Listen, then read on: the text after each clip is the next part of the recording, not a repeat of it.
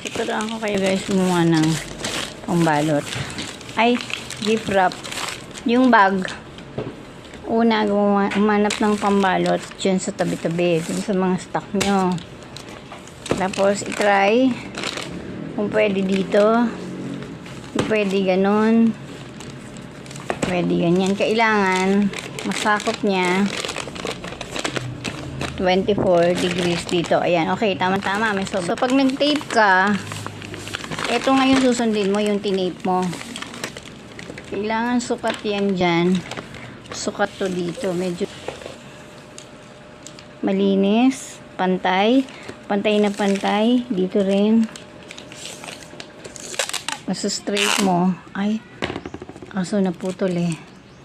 Dito muna tayo sa other half. Titiklop mo.